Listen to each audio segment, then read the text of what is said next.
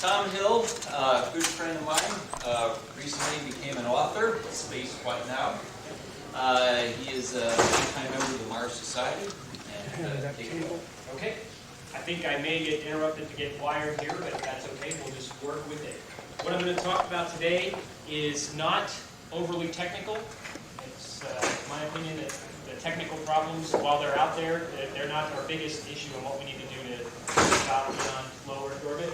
And what I'm talking about here is orbital supply depots and how we can use them to expand beyond LEO. Okay, next slide. Oh, sorry. We need some duct tape. I got it. Take a few seconds for technical difficulties.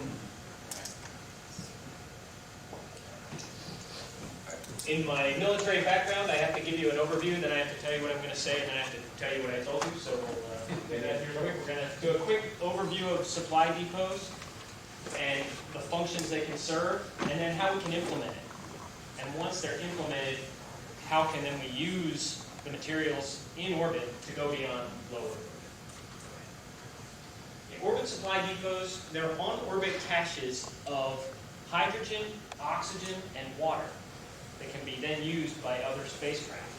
So essentially, it's mass delivery to orbit. The depot is launched empty, and then it's filled through a series of other launches of another vehicle. The details are TBD, that deliver hydrogen and oxygen to the depot. And then by requiring those deliveries, now you have the opportunity for a high flight rate, which is the kind of thing we need in order to decrease, one of the things we can do to decrease the cost of flight into space is by doing it more often. Currently there's no application other than personal space flight, I guess is the new term for it, that would require a flight a day or something along those lines. Our current infrastructure isn't even built for that sort of capability. But if we have something that could use that capability, then a spacecraft would be designed to take advantage of that capability. And we would get the increased flight rate would drive the vehicle design and would lower the cost of flights to low Earth orbit. This is a schematic diagram of the depot itself. Essentially, you're in low Earth orbit, a fairly simple stabilization scheme, either using gravity gradient or something along those lines. What you have is you have intake ports here, you have your power system here, and then you have, this is where you receive the products if you need them in space. An earlier version of this design, I proposed the idea of launching water to the station and using electrolysis to separate them out using the solar arrays. In fact, I just spotted this water intake port still on the diagram. You'll see that I've moved away from that idea towards hydrogen and oxygen because simply of the power requirements, like we were just talking about. Power requirements to split water into hydrogen and oxygen is prohibited. So essentially you would have spacecraft arrive here, automated craft, dump off either hydrogen or oxygen, pass through here and go into these storage tanks. They'd be stored here. Your hydrogen would be used as a refrigerant. You're not doing some sort of closed cycle, intense cooling activity. You're just using the hydrogen that's delivered. And this is a change in mindset. What? You're wasting hydrogen. Well, if you're delivering 10,000 kilograms of hydrogen a day, you can afford to lose 50 kilograms in a cooling cycle that'll keep your hydrogen cool and your oxygen cool as well. Your solar arrays are going to provide some of the necessary power. That hydrogen that gets evaporated as part of the cooling cycle can be used in orbit maintenance. It can also be used to generate power as a backup for your solar arrays, which now produces water, another pretty useful material that we'd like to have on orbit. When it's time for when the craft docks here, we've got longitudinal thrusters that fire to exert a force in this direction, so your fluids fall to the right side. tank. They flow in through the vehicle along this direction. The same thing happens when somebody comes to dock and take on your fuel, your oxygen, and your water. You fire those longitudinal thrusters, and then you can pressurize the tanks and get a good flow rate, so you can take on what you need at a good pace. I've got much fewer slides as other people. If you have questions as we go along, I'd be willing to answer them. Next slide.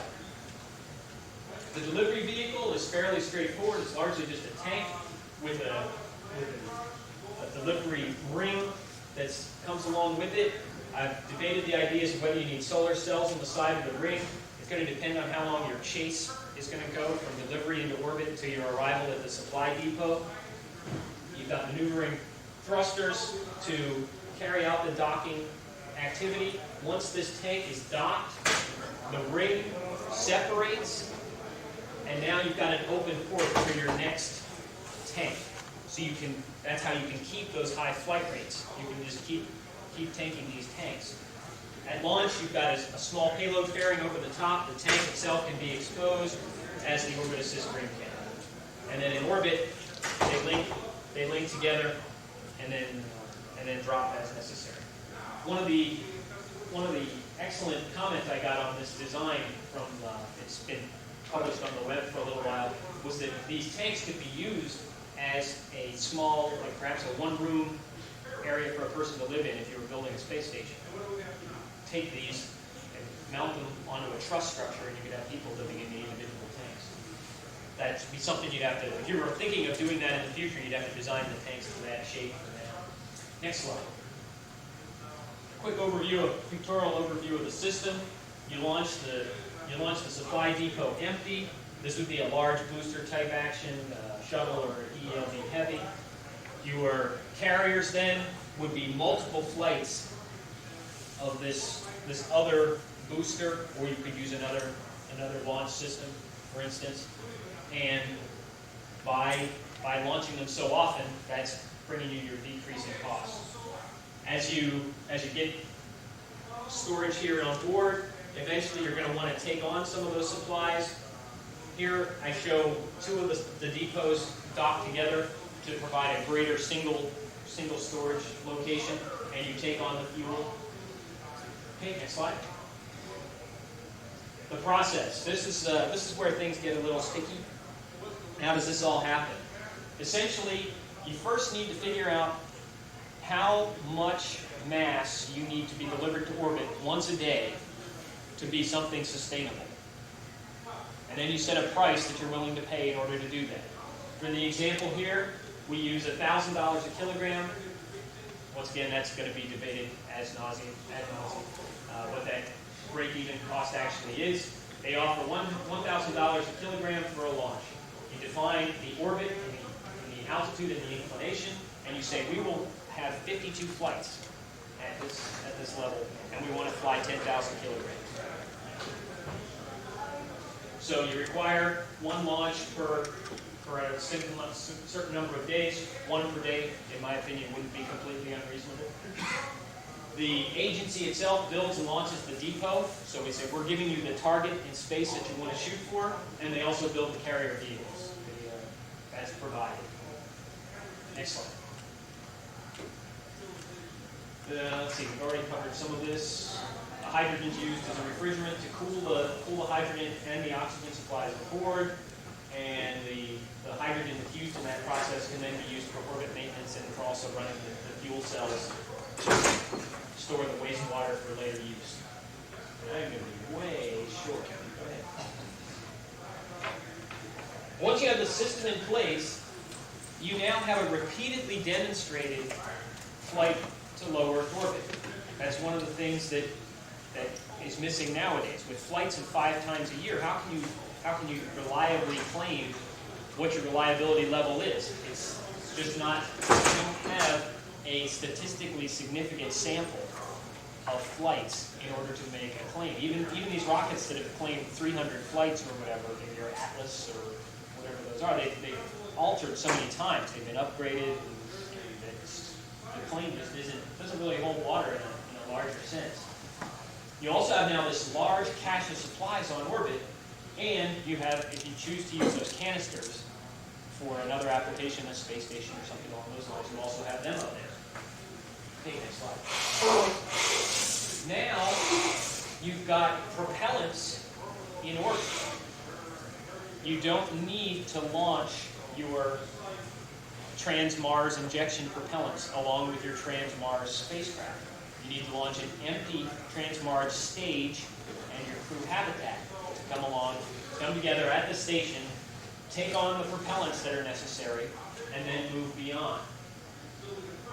If you're going to launch without this type of propellant, without this type of depot, when you're in low Earth orbit, 70% of your Mars mission mass is propellants. Just an example here, if you could get a Delta IV first stage in orbit and refuel it, it would be able to deliver 64 tons to Mars. And it'd be able to support Nerva-class payloads as well. That's one of the big arguments people say, well, if you do this type of supply depot, then you're locking yourself into hydrogen and oxygen for all this time, because you're setting up all this infrastructure and all that sort of thing. Not necessarily. If you're launching hydrogen and oxygen separately, you can choose to just launch hydrogen after hydrogen after hydrogen. And if you're sometime in the future using a nuclear thermal rocket to travel beyond low Earth orbit, you just take on the hydrogen. You don't need the oxygen. Although the crew might want to use the oxygen. I don't think we're going to negotiate that down. You've got your water and oxygen in orbit. Both are required for the journey to Mars. You wouldn't need to launch them off the surface of the Earth, however. You need a few days' supply to get to the supply depot and then move on from there. And as I said, all you need to launch is the crew vehicle and the empty reloadable boost stage. Next slide. There are plenty of questions out there. There's actually fewer than there were in the first iteration of this. The power was just with 100,000 watts of power, the production rate of hydrogen and oxygen. It could take in like 7 kilograms of water an hour or something like that. So it was just days to empty a 10,000 kilogram tank of water. But some of the remaining questions, where do you put the depot? 28 degrees inclined for access to Cape Canaveral. From Russia to 57 degrees. L1 is a popular spot nowadays because it's accessible anywhere from Earth, but that's really going to decrease your delivery mass for a particular rocket size. If you decide that's what you need just need to scale it appropriately, but it's something you have to take into account. The fuel cells, as far as repeated use in eclipse, as the solar arrays fall into shadow and you need the solar cells, not sure that they're up for that long-term use, but it should certainly be achievable. The carriers, the tanks for the carriers, should they be one size you size them for hydrogen and then just don't fill them as full for oxygen? These are all workable problems. And one thing that may really cause a problem for this design is if you come up with this system and drive the cost to LEO down very low, then the on-orbit asset is worth less. So that's a marketing analysis, and I'm not up to the marketing analysis in that sense. And I think I may just have one more backup slide of some of the details that I was thinking through. Yeah, we're looking at I was thinking through 52 flights at 7,500 kilograms of cargo each. That gives us over 350,000 kilograms in orbit. We've got to assume some launch loss and some refrigerant loss, just based on our current models. I believe that if you're flying once a day, your launch losses would decrease dramatically, and you actually had launched 390,000 kilograms. So, and that's going to get a lot of mass out of low Earth orbit if you use that as your propulsion. I think that's it. I'll take your questions now. Questions? Are you proposing this as an industrial alternative to the NASA effort in supply depots? I hadn't heard much serious talk about a NASA effort in supply depots. It is an effort. Okay, no, I hadn't heard about that. It could be a way of implementing a supply depot effort, but I'd like to talk to you to hear more details about it. Yes? Yeah, just a remark. If you lower the cost to orbit, you won't be able to sell your on-orbit supplies for as much. Right. But it'll cost you less to get them up there too. That's true. That's true. One of my thoughts was that the reason that this would work is, assuming the agency is not necessarily the agency that we think about all the time with space. CIA. What's that? The CIA. But, yeah, of course. Yeah. If this is done outside of traditional space groups, the traditional space guys aren't going to trust that launcher at first anyway. So they're going to need to launch on their own boosters, and the payoff for them would still be there. Granted, their dollar-wise trade-off skills aren't exactly shining either. They're recognizing a bargain isn't something they're really looking for. Anyone else? I might just add, perhaps, as a closing remark, it allows the Earth to orbit transportation system to evolve independently Yes. from Earth orbit to beyond. Right. And you're trying to get the Earth to orbit as a no-brainer. Okay, well, we did it yesterday, we'll do it today. Excellent. All right, well, thank you so much.